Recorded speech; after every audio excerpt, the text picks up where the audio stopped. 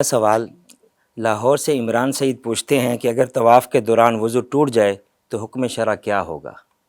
بسم اللہ الرحمن الرحیم۔ طواف اور نماز یہ نبی کریم صلی اللہ علیہ وآلہ وسلم کا فرمان، جس کا مفہوم ہے کہ یہ ایک ہی طرح کی عبادتیں ہیں، ثواب کے اندر بھی برابر ہیں۔ خانہ کعبہ اگر آپ جائیں تو سب سے زیادہ طواف کریں، کیونکہ طواف ایک ایسی عبادت ہے کہ جو کسی بھی اور جگہ آپ کو میسر نہیں ہوگی۔ خانہ کعبہ آپ جائیں تو نوافل پڑھنے سے بہتر ہے کہ کثرت کے ساتھ طواف کریں۔ نوافل تو آپ یہاں پر بھی پڑھ سکتے ہیں، مدینہ شریف چلے جائیں وہاں پر بھی آپ نوافل پڑھ لیں گے، کسی جگہ پر بھی، لیکن طواف ایک ایسی عبادت ہے کہ جو آپ کو خانہ کعبہ کے علاوہ کہیں بھی میسر نہیں ہے۔ جس طرح نماز کے اندر احکامات ہیں، اسی طرح طواف کے اندر بھی احکامات ہیں۔ طواف کے لیے وضو کرنا آپ کو واجب ہے۔ نماز کے اندر اگر آپ کا وضو فاسد ہو جائے تو آپ بنا کر سکتے ہیں۔ اسی طرح طواف کے اندر اگر وضو فاسد ہو جائے تو آپ وضو کر کے وہیں سے بنا کر سکتے ہیں۔ مثال کے طور پہ آپ نے 4 چکر مکمل کر لیے تھے، 5ویں چکر پہ جا کے آپ کا وضو فاسد ہوا تو آپ وضو کر کے واپس آ کے تو اسی جگہ سے اپنے اس چکر کو جاری رکھ سکتے ہیں۔ دیکھیں کتنی آسانی اللہ تعالیٰ نے عطا فرما دی کہ طواف اور نماز کو ایک ہی طرح کی عبادت قرار دیا ثواب کے لحاظ سے بھی، لیکن اس کے اندر ہم بات چیت بھی کر سکتے ہیں۔ نماز کے اندر بات چیت نہیں کر سکتے۔ حضور صلی اللہ علیہ وسلم فرماتے ہیں کہ طواف کے اندر اللہ تعالیٰ نے تمہیں آسانی عطا فرمائی، باتیں بھی کر سکتے ہو، لیکن نماز کے اندر بات نہیں کر سکتے۔ اگر 4 چکروں سے کم تھے پھر آپ کو اختیار ہے کہ آپ وہیں سے شروع کر لیں یا پہلے چکر سے آپ شروع کر لیں، لیکن اگر 4 سے زیادہ ہو گئے تھے تو پھر بہتر یہ ہے، اعلیٰ یہ ہے کہ آپ اس سے آگے جو ہے اپنے طواف کو جاری رکھیں، کیونکہ 4 چکر مکمل ہو چکے تھے، اکثر چکر ہو چکے تھے، یعنی آدھے سے زیادہ آپ عمل کر چکے تھے، تو وہیں سے آپ بنا کر لیں، یہ زیادہ بہتر ہوگا۔ مصطفیٰ یہ بتائیں، چوتھا چکر ابھی درمیان میں ہی تھا، تو درمیان سے ہی وہ چکر شروع کریں گے وہیں سے یا شروع کر ابتدا سکتا سے؟ ہے، وہیں سے شروع کر سکتا ہے، اس میں کوئی قباحت نہیں۔ اگر مطلب اپنے دل کی تسلی کے لیے وہ حجر اسود سے شروع کرنا چاہتا ہے، اس چکر کو دوبارہ سے کرنا چاہتا ہے، تب بھی اس کو اختیار ہے، لیکن جہاں سے اس نے چکر اس کا وضو فاسد ہوا تھا جس جگہ پر، وہیں سے بنا کر لے گا تو بھی جائز ہے۔ یہ بندے کے اوپر اختیار ہے، بندے کو اللہ تعالیٰ نے آسانی عطا فرمائی ہے۔ جی مفتی صاحب، اگلا سوال ایک بہن سیالکوٹ سے پوچھتی ہیں کہ کیا مدرسے کے بچوں کو پیسے دے کر قرآن پڑھانا جائز ہے؟ بسم اللہ الرحمن الرحیم۔ مدرسے کے بچے صرف قرآن پڑھنے کے لیے ہی، یعنی گھر کے اندر خیر و برکت کے لیے صرف یہی کام ان سے نہیں لینا چاہیے، ان کی ویسے آپ مدد کریں، اور پیسے دے کے قرآن پڑھانا یہ تو بڑا سمجھ لیں کہ اذیت والا معاملہ ہے۔ جہاں پر ضرورت بنتی ہے نا، حاجت شدیدہ بنتی ہے، وہاں پر دین اسلام کے حوالے سے جو ہے وہ تنخواہ کو مقرر کیا جاتا ہے۔ متقدمین فقہا نے قرآن پڑھانے پر اجرت لینے کے حوالے سے بڑا سخت حکم دیا تھا۔ آپ فرماتے تھے کہ یہ قرآن کی آیات کو بیچنے کے زمرے میں آئے گا۔ اب پھر کیا ہوا، وقت گزرنے کے ساتھ ساتھ یہ جو میں آپ کے سامنے بات عرض کر رہا ہوں، یہ رسم المفتی کے اندر علامہ ابن عابدین شامی علیہ رحمہ نے اس کو ذکر کیا ہے۔ متقدمین کے اقوال بھی اور متاخرین کے اقوال بھی آپ نے ذکر کیے ہیں۔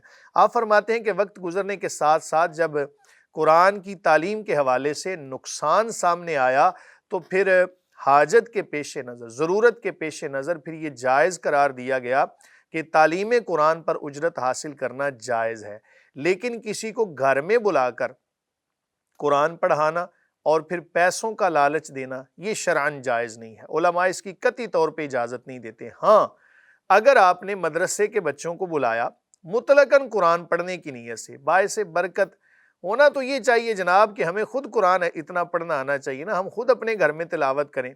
یہاں پر بھی آ کے اب ہمیں لوگوں کی ضرورت ہے، کوئی بندہ فوت ہو جائے تو جناب پھر چکر لگائے جاتے ہیں مدرسے کے، جناب ہمیں کچھ پڑھے ہوئے قرآن پاک دے دیں، بچوں کو بھیج دیں، ہمارے گھر میں تلاوت کلام پاک کر دیں۔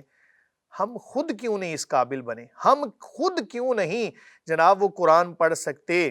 ہم جو خود اپنی طرف سے پڑھیں گے اس کے اندر کتنا درد ہوگا، کتنا احساس ہوگا، اور کتنی توجہ کے ساتھ ہم پڑھیں گے۔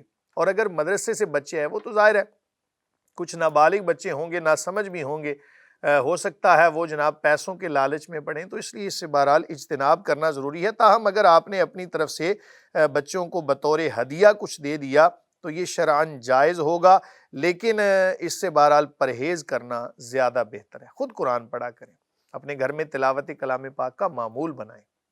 جی مفتی صاحب، اگلا سوال علی رضا خان پشاور سے پوچھتے ہیں کہ اکثر لوگوں کو نماز کے بعد جائے نماز کا کونا موڑتے دیکھا ہے، کیونکہ ان کا کہنا ہے کہ ایسا نہ کرنے سے شیطان نماز پڑھتا ہے، کیا یہ شرعاً درست ہے؟ بسم اللہ الرحمن الرحیم۔ اچھی بات ہے جی، اگر کوئی شیطان بھی اللہ کی عبادت کر لے گا، یہ میں نے از راہ مزاح کہا۔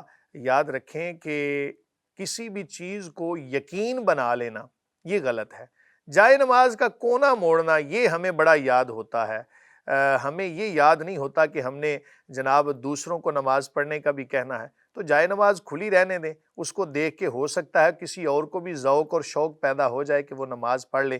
جائے نماز کا کونا موڑنا یہ شرعاً جائز نہیں ہے۔ اگر آپ نے اس کو لپیٹنا ہی ہے تو مکمل کو لپیٹ کے رکھ دیں یا اس کو طے کر کے رکھ دیں تاکہ اس کے اوپر کوئی نجاست نہ گر جائے، اس نیت کے ساتھ۔ اور اس نیت سے کونا موڑنا کہ جناب شیطان نماز پڑھتا ہے، اس کی کوئی حقیقت نہیں ہے۔ یہ عوام کے اندر مشہور ہے کہ جی جائے نماز کو جناب موڑ کے رکھنا چاہیے۔ اس کا مطلب تو پھر یوں ہوا کہ مساجد کے اندر اور بیت اللہ شریف میں اور ادھر ادھر جہاں پر بھی صفیں پڑی ہوتی ہیں پھر ہر ایک کا کونا موڑنا چاہیے، یہ تو پھر بہت دور تک جناب بات جائے گی۔ اس لیے ایسے توہمات سے بچنا چاہیے۔ اسلام کے اندر توہمات کی کوئی گنجائش نہیں ہے جناب۔ ایسے ہی وہم بنا لینا کہ اس چیز سے فلاں ہوتا ہے، اس چیز سے فلاں، اس کی کوئی شرعی حقیقت نہیں ہے، اس سے اجتناب کرنا ضروری ہے۔ اگلا سوال ایک بہن خانوال سے پوچھتی ہیں کہ اکثر بڑے بزرگ کہتے ہیں کہ شام کے وقت گھر میں لائٹیں آن کر دیں، بلکہ اگر اندھیرا ہو تو ڈانٹ بھی دیتے ہیں، کیا واقعی مغرب کے بعد گھر میں روشنیاں کرنے کی کوئی شرعی اہمیت ہے؟ بسم اللہ الرحمن الرحیم۔ ایسی روشنیاں کرنا کہ جو اسراف کے زمرے میں آئیں، بڑے بڑے بلب لگا دینا اور گھر کو روشن کرنا، یہ اسراف اور فضول خرچی کے زمرے میں آئے گا۔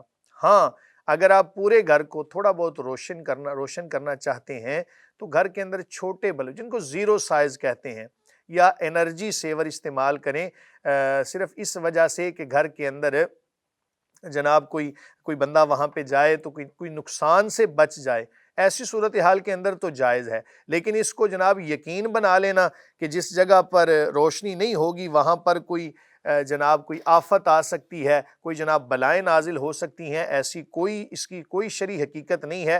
اس سے اجتناب کرنا ضروری ہے۔ اپنے گھر کے اندر مناسب روشنی رکھیں اور ضرورت کے وقت اس کو استعمال کریں۔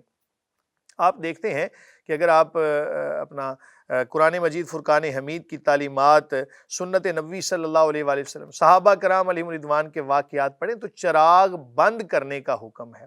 اب وہ چراغ بند کرنا ظاہر ہے جب